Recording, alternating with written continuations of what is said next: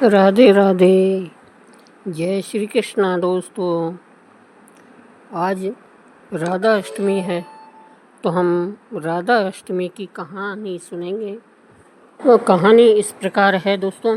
सौनक जी कहते हैं कि वे अति बुद्धिमान सूत जी श्री किस कर्म के कारण मनुष्य उस भव सागर को पार करके गोलोक में जाता है जिसे पार करना बहुत कठिन है। और हे सूत जी, राधा अष्टमी तथा उसके उत्तम महात्म्य के विषय में बताइए।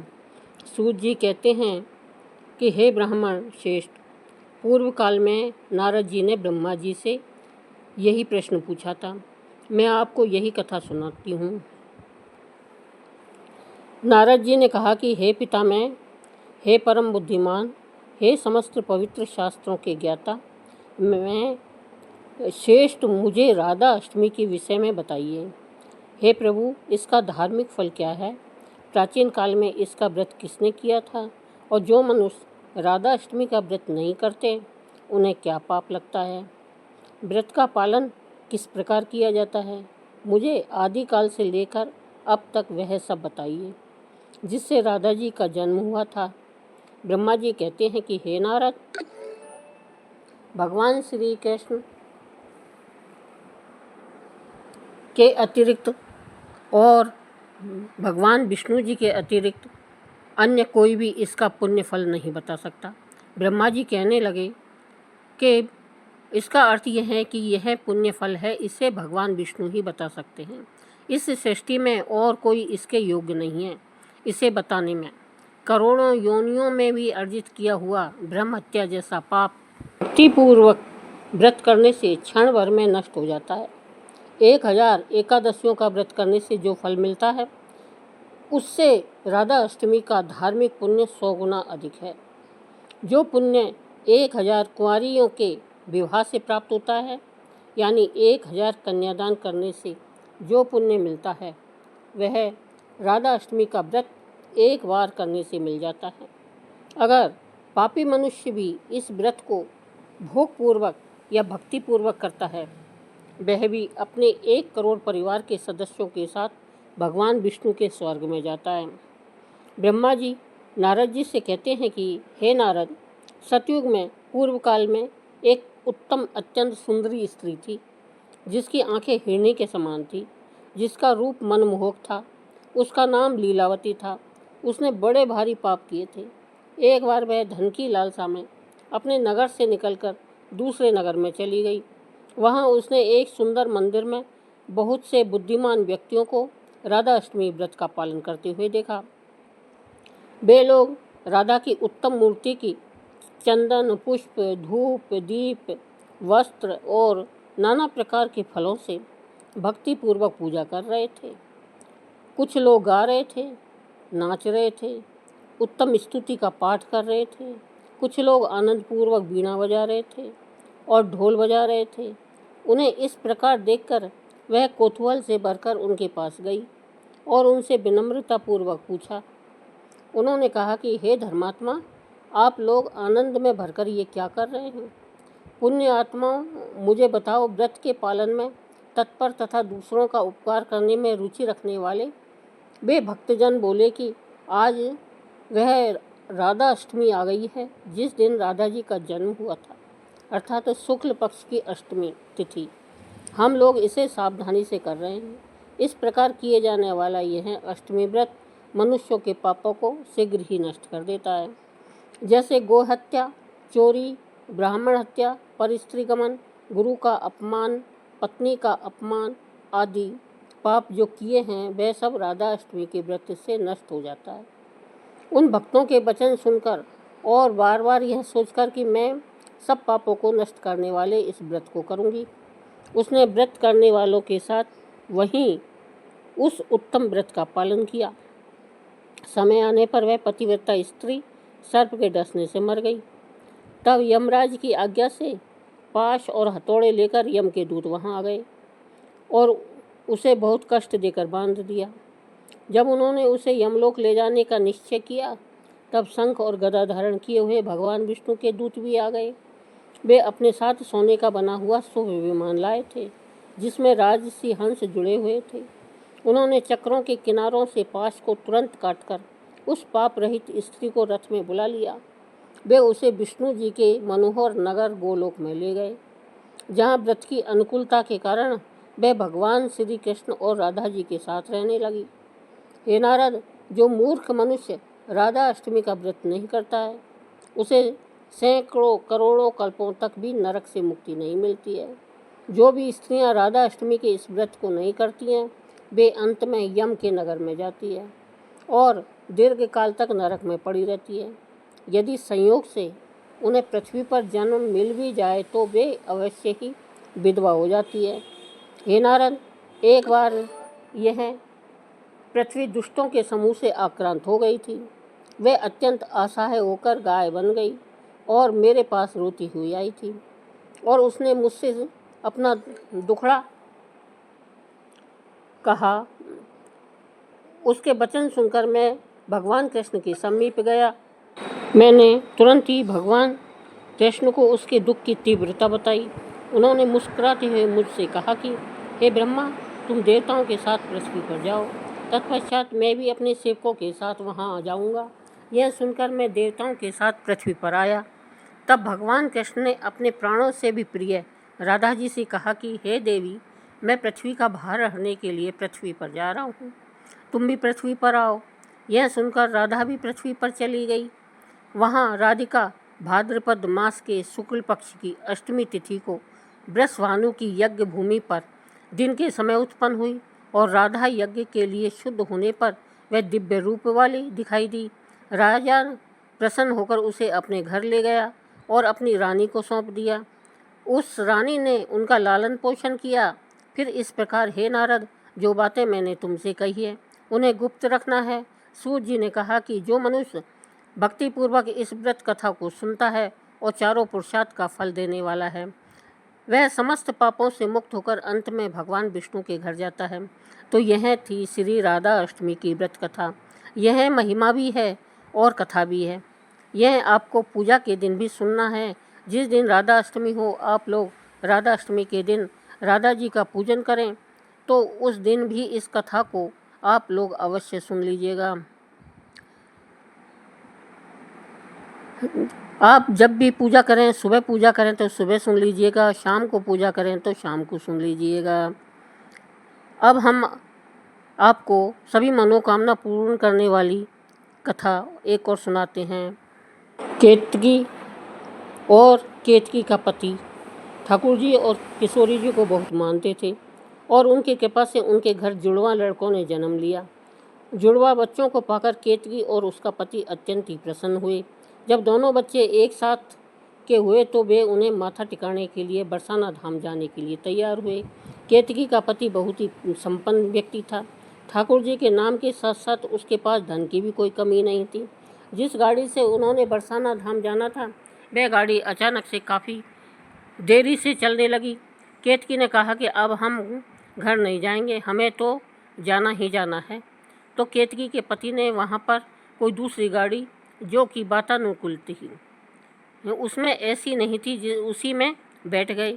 रात का समय था। केतकी और उसका पति उस गाड़ी में बैठकर बरसाना धाम को चल पड़े। केतकी अपने बच्चों को लेकर बैठी हुई थी। पास ही एक साधु महात्मा भी बरसाना धाम को जा रहे थे। जब रात को सब सो गए तो केतकी का एक बालक, जो कि घुटनों के बल चलना शुरू कर दिया था, ना जाने वह नींद में घुटनों के बल चलकर कब उस साधु महात्मा की झोली में जाकर सो गया। महात्मा को भी इस बात का पता नहीं था कब बालक आकर उसकी झोली में सो गया और इसके बारे में केतकी को भी कुछ पता नहीं चला, उसके पति को भी पता नहीं चला। जब सुबह हुई और बरसाना धाम आने वाला था तो साधु महात्मा उतर गए, लेकिन जब केतकी उतरने लगी तो उन्होंने देखा कि उसका एक बालक नहीं है, तो वह बहुत घबरा गई। उसने अपने पति से कहा कि हमारे 2 बालकों में से एक बालक कहाँ गया। तो उसका पति भी बहुत घबरा गया। घबराहट के कारण वे इधर उधर भागने लगे और अपने बच्चों को खोजने लगे, लेकिन उन्हें अपना बच्चा कहीं भी नहीं मिला। केतकी का तो रो रो कर बुरा हाल हो गया। वह रो रो कर कह रही थी कि किशोरी जी, ठाकुर जी, हम तो आपके दर्शन करने आए थे, अपने बालकों को आपके यहाँ माथा टिकाने लाए थे, लेकिन यह क्या, मेरे दोनों बालकों में से एक बालक जाने कहाँ चला गया। केतकी अपने बच्चों के वियोग में बार बार मूर्छित हो जा रही थी। उसका पति कभी बच्चे को संभालता तो कभी केतकी को संभालता। केतकी जब भी होश में आती अपने बच्चे के बारे में पूछती, लेकिन उसका बच्चा बहुत ढूंढने के बाद भी नहीं मिला। किशोरी जी की तो कुछ और ही इच्छा थी, क्योंकि उसका लालन पालन तो कहीं और ही लिखा था। केतकी निराश होकर अपने पति से बोली कि मैं अब दर्शन करने नहीं जाऊंगी। जब तक मेरा बच्चा मुझे नहीं मिल जाता तब तक मैं किशोरी जी और ठाकुर जी के दर्शन नहीं करूंगी। उसके पति ने उसे बहुत समझाया, लेकिन केतकी की ऐसी दुर्दशा देखकर वह भी उसे ज़्यादा नहीं कह सका और वापस रोते बिलखते घर को आ गए। और उधर जब महात्मा ने बरसाना जाकर अपने झोले को खोला तो उसमें एक बालक को देखकर वह हैरान हो गए कि यह मेरे झोले में बालक कहाँ से आ गया। वे इधर उधर बाहर निकलकर देखने लगे, लेकिन उस बालक के माता पिता के बारे में कुछ भी पता नहीं चला। अब थक हार कर महात्मा ने उसे किशोरी जी का बालक समझकर अपने पास ही रख लिया। वह महात्मा किशोरी जी का अनन्य भक्त था। वह हर रोज़ लाडली जी के मंदिर की खूब सेवा किया करता था। वहाँ किशोरी जी के वस्त्रों को व्यवस्थित करता, किशोरी जी के मंदिर की बुआरी करता, साथ साथ में बालकों को भी ले जाता। धीरे धीरे बालक में भी उस साधु के संस्कार आने शुरू हो गए। सब काम करने के बाद में वह बालक और महात्मा मधुकरी मांगकर अपना पेट भरते। अब धीरे धीरे बालक बड़ा होने लगा और किशोरी जी की सेवा करते उसे किशोरी जी की हर आदत के बारे में पता चल गया था। कब किशोरी जी प्रसन्न हैं, किशोरी जी को आज कौन सा वस्त्र धारण करने का मन कर रहा है, कौन सा भोजन खाने का मन कर रहा है, उसे किशोरी जी के हाव भाव से ही पता चल जाता था। तो वह गुसाई जी से बोलता, किशोरी जी को तो आज यह भोजन का भोग लगाएंगे, यह वस्त्र का पहनाएंगे। गुसाई जी उसका सब कहना मानते थे और उसे किशोरी जी का बेटा कहते थे। अब वह बालक 12 वर्ष का हो चुका था। केतकी अब तक अपने बेटे को नहीं भूल पाई थी और नहीं वह कभी उसके बाद लाडली जी के दर्शन करने गई। एक दिन केतकी के पति को बरसाना धाम के पास ही किसी काम में जाना था, तो वह वहाँ पर गया और उसकी बहुत इच्छा हुई कि आज किशोरी जी के दर्शन किए जाएं। केतकी को बिना बताए ही वह किशोरी जी के दर्शन करने चला गया। जब वह वहाँ पर लाडली जी के दर्शन कर रहा था तभी उसे वहाँ पर एक बालक दिखाई दिया। उसे लगा कि इस बालक को मैंने कहीं देखा है, क्योंकि जुड़वा होने के कारण उसके बेटे की शक्ल उस लड़के से मिलती जुलती थी। उस लड़के को इतनी लगन से किशोरी जी की सेवा करते देखकर केतकी का पति मन ही मन बहुत प्रसन्न हो रहा था कि इस लाडले में किशोरी जी के प्रति कितनी श्रद्धा है, कितने अच्छे संस्कार हैं। इसके माता पिता ने इस बालक को कितने अच्छे संस्कार दिए हैं। तभी वहाँ पर वही महात्मा आकर उस बालक को बोले, चलो बेटा, मधुकरी का समय हो गया है, चलो मांग कर लाते हैं। केतकी के पति ने देखा कि क्या यह लड़का इस साधु महात्मा का बेटा है। वह जाकर उस साधु महात्मा से बोला, बाबा, क्या यह आपका बालक है? आपने इसको कितने अच्छे संस्कार दिए हैं। बाबा ने केतकी के पति को झुककर राधे राधे कहा और कहा कि मैं इसका पिता नहीं हूँ। इसके माता पिता तो किशोरी जी और लाल जी हैं, मैं तो सिर्फ इसका नाम का बाबा हूँ। इसे किशोरी जी ने ही मेरी झोली में डाला था। केतकी का पति बोला, मैं कुछ समझा नहीं बाबा। महात्मा जी बोले, मैं लाडली जी के प्रांगण में खड़ा हूँ, इसलिए झूठ नहीं बोलूँगा।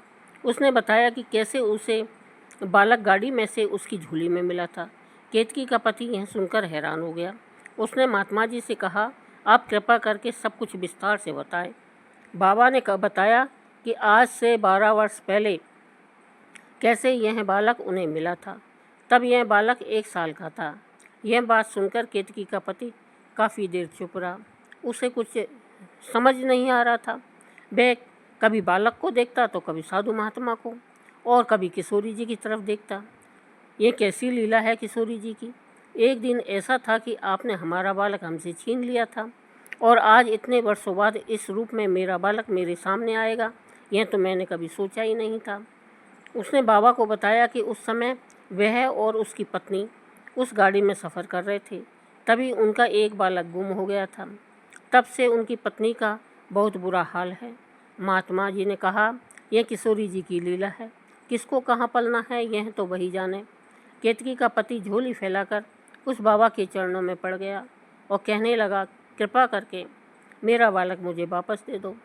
बाबा, मेरी पत्नी इसका इंतज़ार करते करते बहुत बीमार हो गई है। महात्मा ने कहा, यह मेरा बालक नहीं है, यह तो किशोरी जी का बच्चा है। आप लाडली जी से आज्ञा लेकर इसे ले जा सकते हैं। उस बालक को जब पता चला कि मैं इस महात्मा का नहीं बल्कि जो व्यक्ति सामने खड़ा है उनका बालक हूँ, तो उसे विश्वास ही नहीं हुआ। जब महात्मा ने उसे दोबारा कहा कि यह तुम्हारे पिताजी हैं, आज से तुम उसके साथ रहोगे, तो वह एकदम से अपनी जगह से थोड़ा पीछा हटता हुआ बोला, नहीं नहीं बाबा, मैं तो लाडली जी और आपको छोड़कर कहीं नहीं जाऊंगा। लेकिन महात्मा जी ने कहा, बेटा, तुम्हारी जन्म देने वाली माता तुम्हारा इंतज़ार कर रही है। उस महात्मा को ने बालक को इतने अच्छे संस्कार दिए थे कि वह अपने पिताजी और माताजी की व्यथा को सुनकर उसका मन पसीज गया। किशोरी जी की आज्ञा लेकर वह अपने पिता के साथ अपने घर चला गया। अपने खोए बेटे को अपने सामने पाकर केतकी को विश्वास ही नहीं हो रहा था कि जब उसके पति ने उसे विश्वास दिलाया कि यह हमारा ही बेटा है और कैसे वह महात्मा के झोले में चला गया था, तो फिर केतकी ने अपने बेटे को बहुत प्यार किया। अब उसका बेटा वहीं रहने लगा, लेकिन उसका मन तो किशोरी जी के चरणों में लगा हुआ था। उसका यहाँ पर रहना बहुत मुश्किल हो रहा था। उसे बाबा और किशोरी जी की बहुत याद आ रही थी, लेकिन वह अपने माता पिता को भी दुखी नहीं करना चाहता था। अब उसके पिता ने उसे पढ़ने के लिए स्कूल में दाखिल करवा दिया, लेकिन पढ़ाई में उसका बिल्कुल भी ध्यान नहीं लगता था। जब भी वह कभी अपनी कॉपी किताबों को खोलता तो उसे बस किशोरी जी और ठाकुर जी कभी नृत्य करते नजर आते तो कभी निकुंज में विहार करते नजर आते। वह अपनी किताबों को देख देख कर आंसू बहाता रहता, लेकिन किसी को पता ही नहीं लगने देता। परीक्षा के दिनों में जब भी वह परीक्षा देता तो उसे कुछ नहीं समझ में आता कि वह क्या लिख रहा है। उसे तो बस हर जगह किशोरी जी ही नज़र आती। उसकी आंखों से तो आंसू बहते जाते। आंसुओं से न जाने क्या लिखा जाता कि वह हर कक्षा में पास हो जाता। अपने माता पिता के घर आने के बावजूद भी वह अपने कमरे में नियम से सुबह 4 बजे उठकर किशोरी जी का ध्यान करता, मानसिक रूप से किशोरी जी के प्रांगण की सौम्य सेवा करता, किशोरी जी के वस्त्रों को व्यवस्थित करके रखता, किशोरी जी को स्नान करवाता, किशोरी जी को नए वस्त्र धारण करवाता, उनकी इत्र सेवा करता। इत्र सेवा करने के बाद उसके हाथों पर लगा हुआ इत्र वह अपने वस्त्रों से पोंछ लेता था। वह किशोरी जी की मानसिक रूप से सेवा करता, लेकिन जब उसका ध्यान टूटता तो सचमुच उसके वस्त्रों में से किशोरी जी के इत्र की सुगंध आ रही होती थी, लेकिन उसने कभी भी इसके बारे में किसी को नहीं बताया था। उसके माता पिता कई बार पूछते कि बेटा, तुम्हारे वस्त्रों में से कैसी सुगंध आती है, लेकिन वह मौन रहता, कुछ नहीं बोलता। केतकी अपने दोनों बेटों को पाकर बहुत खुश थी। अब वह चाहती थी कि वह जाकर किशोरी जी को धन्यवाद करके आए। एक दिन उसने अपने पति से कहा, चलो बरसाना धाम चलते हैं, तो उसके पति ने जल्दी से हामी भर दी।